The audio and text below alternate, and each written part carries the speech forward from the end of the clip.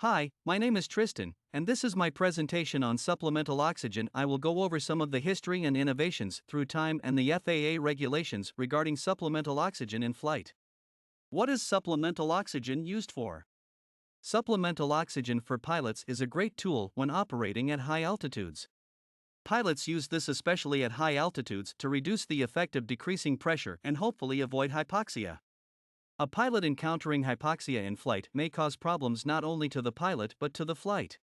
Although the first reference of supplemental oxygen was in 1976 by Thomas Henry, we didn't see the first use until 1885. Dr. George Holtzapfel used supplemental oxygen as treatment for a patient with pneumonia. Then John Scott Jaldane designed an oxygen apparatus to treat soldiers from the war recovering from gassings. One of the biggest breakthroughs was the use of portable oxygen in the 1950s. Supplemental oxygen was being prescribed to patients suffering from chronic obstructive pulmonary disease.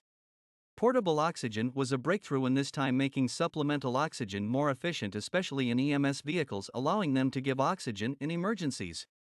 On May 29, 1953, we got to see one of the greatest accomplishments. Sir Edmund Hillary and Tenzing Norgay become the first people to reach the top of Mount Everest. Although their high endurance and skill, this would have been impossible without the use of their supplemental oxygen apparatus, showing the world the capabilities of this technology. Now in everyday life we see the use of supplemental oxygen in everything we do, from oxygen bars to athletics. We can see the many innovations that came with supplemental oxygen. When should supplemental oxygen be used in flight? According to the FAA Part 91.211, at altitudes of 12,500 feet, MSL, up to 14,000 feet, MSL, is required. Minimum flight crew is provided and uses supplemental oxygen for part of the flight at those altitudes for more than 30 minutes.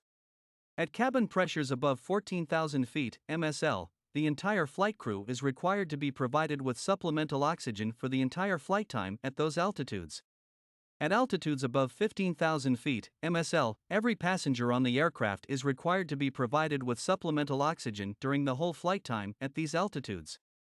Following these FAA regulations is extremely important to secure the safety of not only the passengers but the flight crew, to help prevent any possible effects of hypoxia and get everyone on the ground as soon as possible.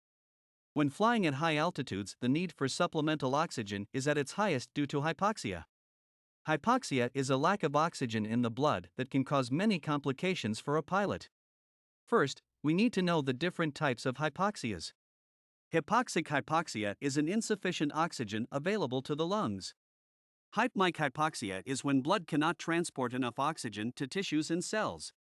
Stagnant hypoxia is when blood rich with oxygen isn't moving to the tissues.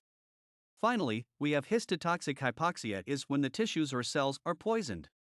All of these can be dangerous in flight. When reviewing the symptoms, some symptoms when experiencing hypoxia include cyanosis, headache, decreased reaction time, impaired judgment, euphoria, visual impairment, drowsiness, lightheaded, tingling in fingers or toes, or even complete numbness.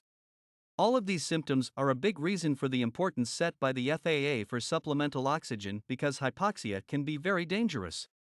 Through this video we're able to see the regulations set for certain altitudes while in flight. These regulations are set for a sole purpose: to ensure the safety of the flight. Throughout time we see the many innovations created to make supplemental oxygen more efficient and easier to use. We see this firsthand with portable oxygen canisters, which originally made supplemental oxygen in air possible.